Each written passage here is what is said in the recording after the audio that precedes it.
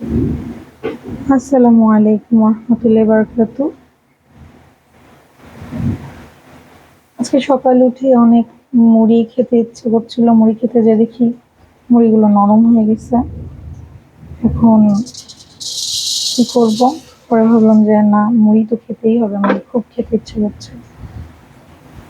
পরে আমি সাধারণত মুড়ি যদি নরম হয়ে যায়, মুড়িগুলো হালকা কড়াইতে হালকা আঁচে দিয়ে, একদমই হালকা আঁচে দিয়ে নাড়াচাড়া করে ভাজি। ভেজে নিলে মুড়িগুলো আবার আগের মতো মুচমুচে হয়ে যায়। বেশি সময় লাগে না, একদমই খুব অল্প সময়ের ভিতরে মুড়িটা হয়ে যায়।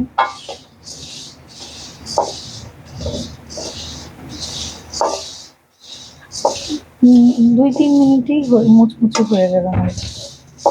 আপনারাও কিন্তু চাইলে পারেন এগুলো দিয়ে, এইভাবে নরম মুড়িগুলো ফেলে না দিয়ে এইভাবে ভেজে তারপরে মুচমুচে করে খেয়ে নিন।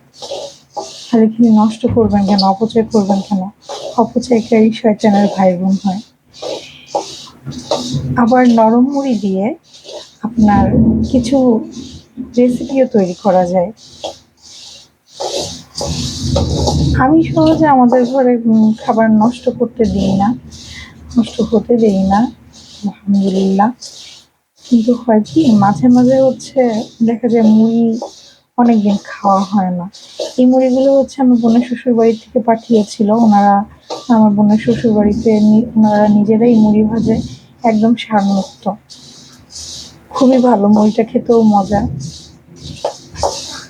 তো অনেক দিনই ছিল, ঈদের পরে আর রমজান মাসের পরে আর মুড়ি ওভাবে খাওয়া হয় নাই। আজকে খেতে যে এখন দেখতেছি যে মুড়িটা নরম হয়ে গেছে।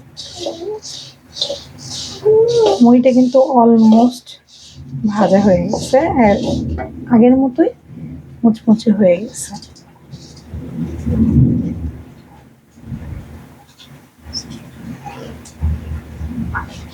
আর একটু ভাজা রাখবেন, 2 মিনিট লাগবে, হয়তো সর্বোচ্চ 5 মিনিট লাগে, বেশি সময় লাগে না।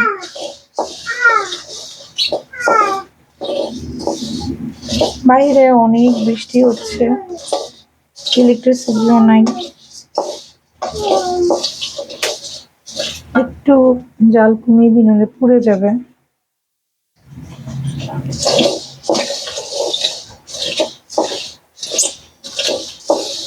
আপনারাও কিন্তু চাইলে এইভাবে নরম মুড়িগুলো ভেজে খেয়ে নিতে পারেন।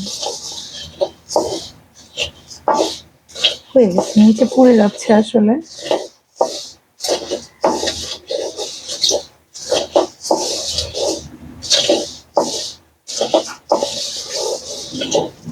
আচ্ছা গাইজ, এখন আপনারা, আমি অন্য সময় অন্য কোনো ভিডিও নিয়ে আসবো ইনশাল্লাহ। এখন আমি আমার মুড়ি চা দিয়ে মুড়ি খাওয়া এনজয় করবো ইনশাল্লাহ।